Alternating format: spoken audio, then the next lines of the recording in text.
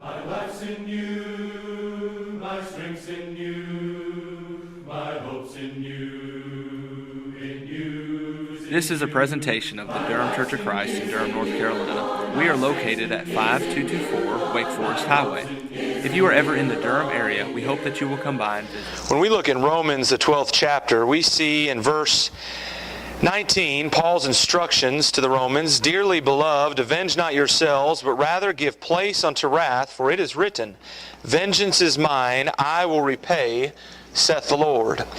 When we look at the writings of Paul, we see in the second letter to Timothy, in verse 14 of chapter 4, he says, "Alexander the coppersmith did me much evil. The Lord reward him according to his works." Throughout the Bible, we see time and time again that God takes vengeance. God takes care of those that choose not to live according to His will and choose to be disobedient and cause His saints, His people, problems. And it's no different in Psalm 52.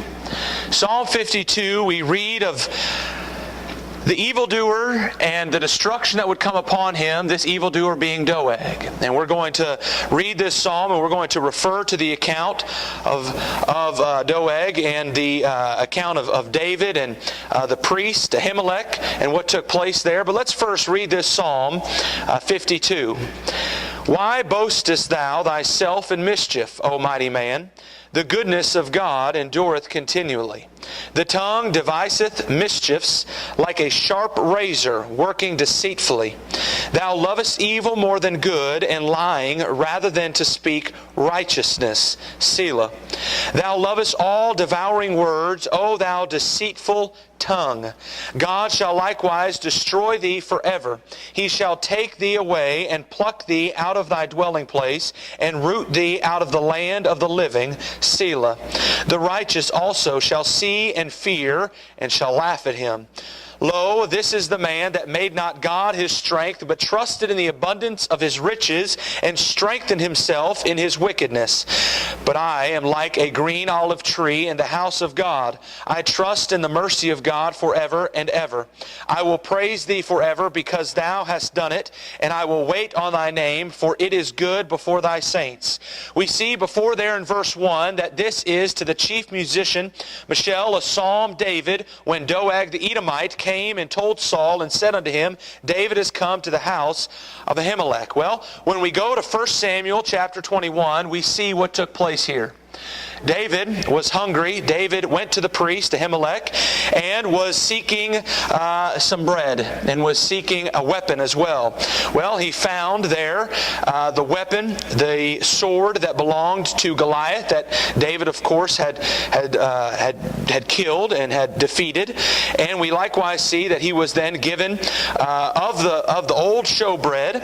And we see in verse 7 of 1 Samuel 21 that Doeg, the Edomite, the chiefest of the herdsmen that belonged to Saul, was there. So he saw this. He witnessed what was taking place. Now, to get a little bit of context, what's taking place here during this time is David is fleeing from Saul.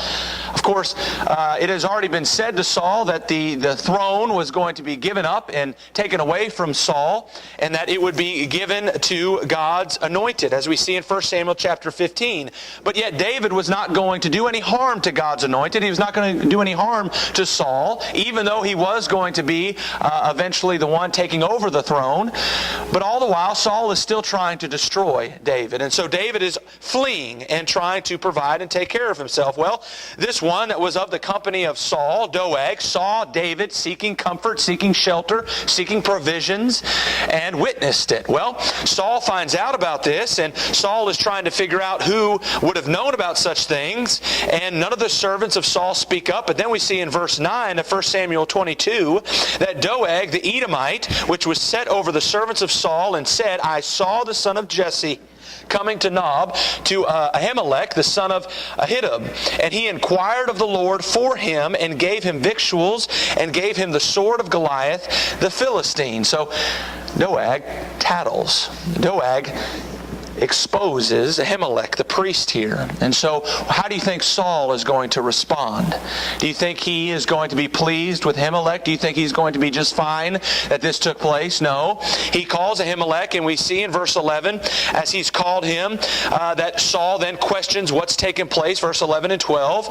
And then we likewise see Ahimelech's answer in verse 14. He says, "And who is so faithful among all thy servants as David, which is the king's son-in-law, and goeth at thy bidding, and is honorable in thine house? Did I then begin to inquire of God for him? Be it far from me. Let not the king impute anything unto his servant, nor to all the house of my father, nor thy servant knew nothing of all this, less or more." Ahimelech says, I didn't know.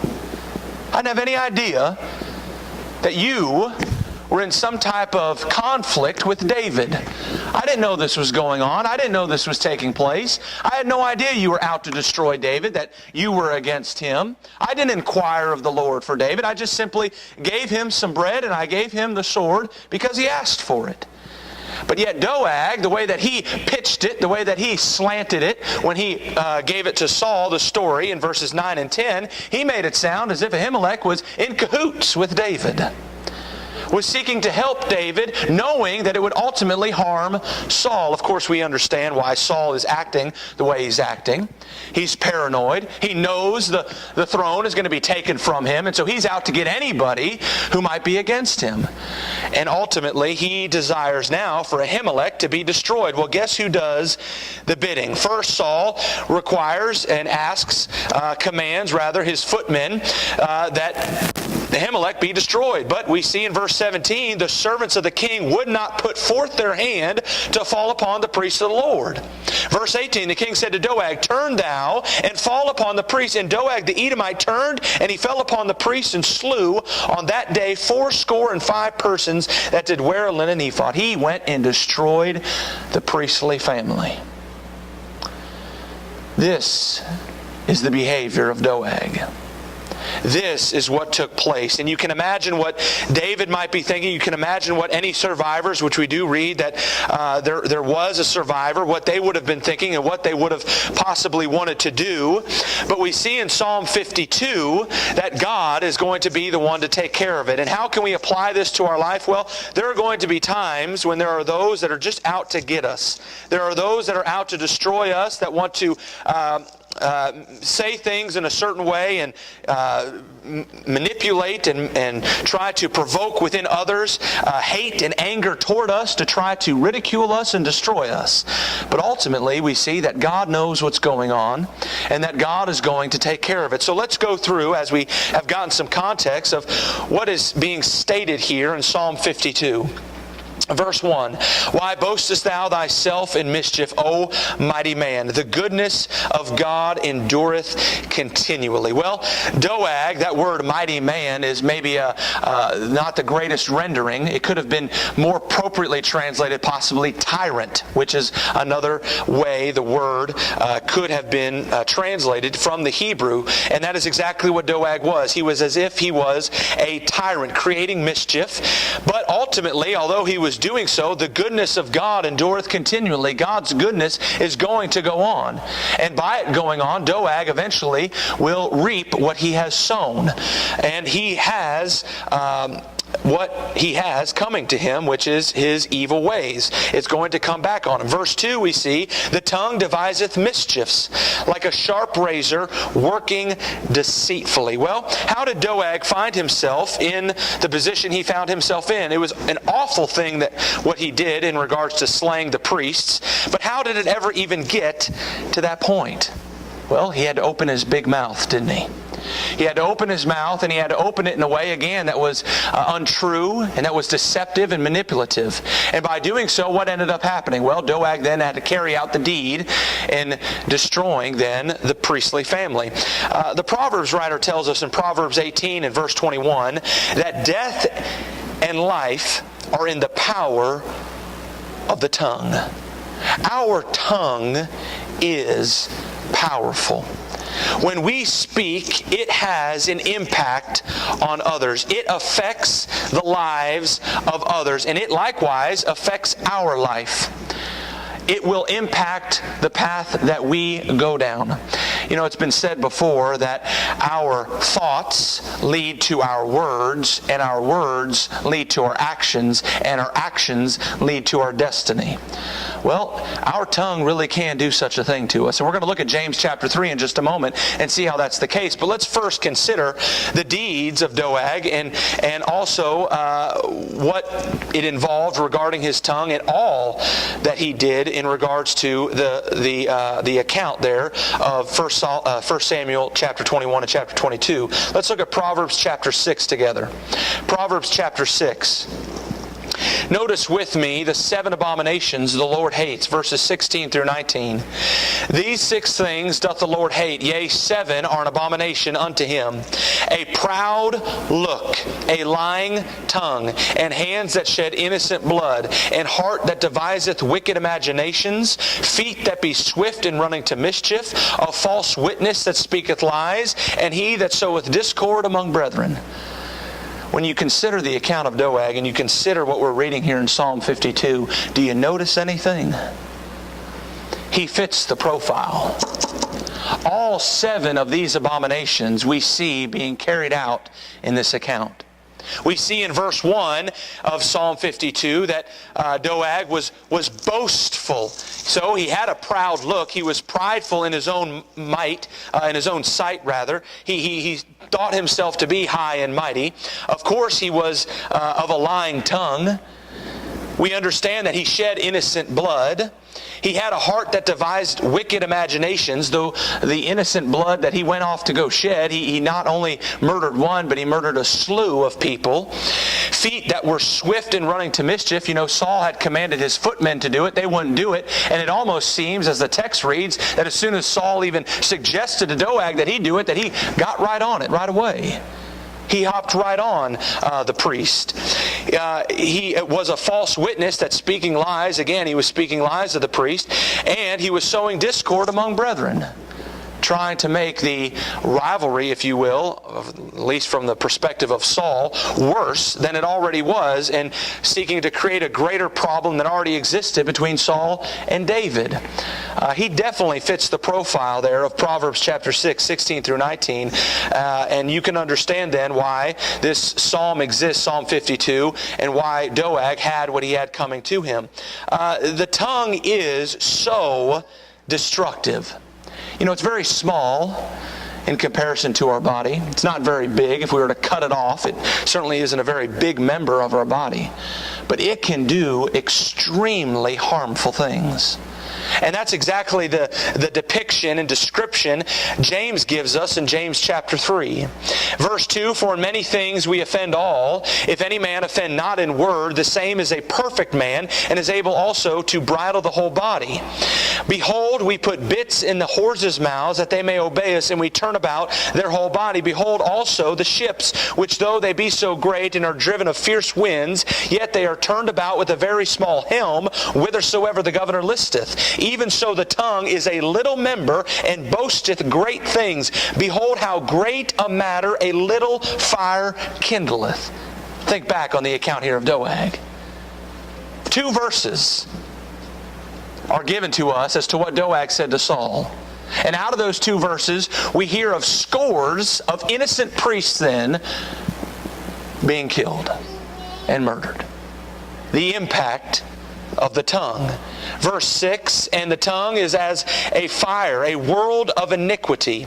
So is the tongue among our members, that it defileth the whole body, and setteth on fire the course of nature, and it is set on fire of hell. Our tongue can get us in trouble. We are in constant need of checking our tongue, checking our words, being careful what we say, careful what we speak and utter. You know, the Bible is really a filter for our tongue, if you think about it. Think before you speak, sometimes, is what we say to our children. Well, sometimes we need to tell ourselves that. And how do we think? Well, we use the Bible as our filter. Literally, the words that we want to say, which we think probably thousands upon thousands of words every day, literally should be poured into a funnel. And what's at the end of a funnel? A larger piece or a smaller piece? Well, it's smaller. Why? Because not as much ought to come out. And that's the way our words ought to be. Yes, we pile in a group of words that maybe we're thinking, maybe even we want to say, but we filter them through with the Bible, considering what it is we are saying, considering the type of impact that it's going to have, considering whether or not it's true, whether or not it's kind, whether or not it's necessary, as Paul explains to the Ephesians in Ephesians chapter 4. If we were to consider every word that we say as to whether or not they fit the descriptions of true, kind, and necessary, we might actually be silent some days. We need to filter our tongues, and certainly Doeg should have. By not doing so, he found himself in mischief. And we see in verse 3 of Psalm 52 that he loved evil more than good, and lying rather than to speak righteousness. You know, some people like evil.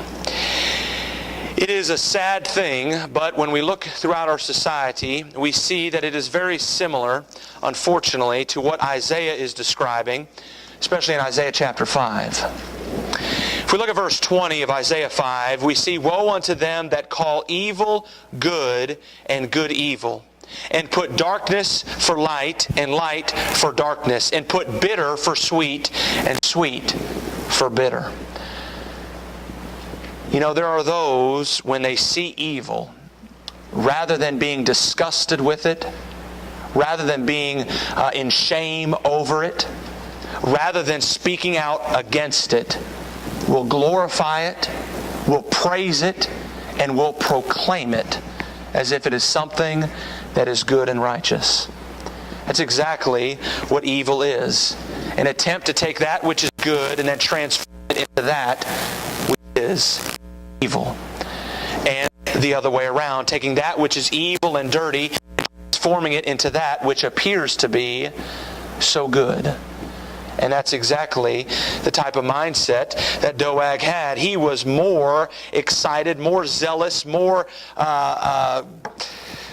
glorified in his own mind over that which was evil and lying rather than that which was good. Notice there verse 4, "Thou lovest all devouring words, O deceitful tongue." He loved that which was devouring, that which was going to result in wickedness and destruction. We need to be careful with our words. We don't need to allow angry words or evil words come out of our mouth. And as we think about that, and as we think about this psalm, Psalm 52, let us stand at this time and sing song number selection 37. As we continue then our study of Psalm 52, let us move on to the coming destruction that will come upon those that behave in such a way as Doeg. Let's look at verse 5. "God shall likewise destroy thee forever. He shall take thee away and pluck thee out of thy dwelling place and root thee out of the land of the living."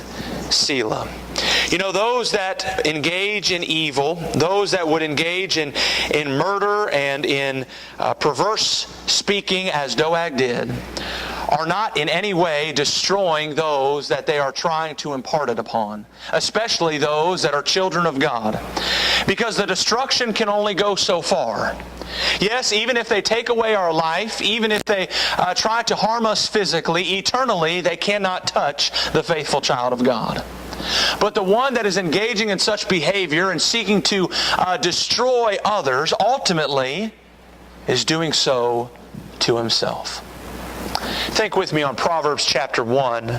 Proverbs chapter 1, verses 10 through 18. We see the wise words here of Solomon as he's inspired to write. He says, "My son, if sinners entice thee, consent thou not. If they say, Come with us, let us lie wait for blood. Let us lurk privily for the innocent without cause. Let us swallow them up alive as the grave, and whole as those that go down into the pit. We shall find all precious substance. We shall fill our our houses with spoil. Cast in thy lot among us. Let us all have one purse. My son, walk not thou in the way with them. Refrain thy foot from their path. For their feet run to evil and make haste to shed blood. Surely in vain the net is spread in the sight of any bird. And they lay wait for their own blood. They lurk privily for their own lives. Yes, they think they're getting away with something. They think they're going to destroy another for their own gain, but ultimately what is happening is, by them seeking the destruction of another, they are bringing it upon their own selves. They're lurking privily for their own blood. And that is exactly what took place in the case of Doeg. By him doing such an awful thing, he was just bringing destruction upon himself. You know, those faithful priests, where did they go? They went to heaven. They went to go and be with God for all of eternity. They are now, or were then now, in peace. But Doeg, no.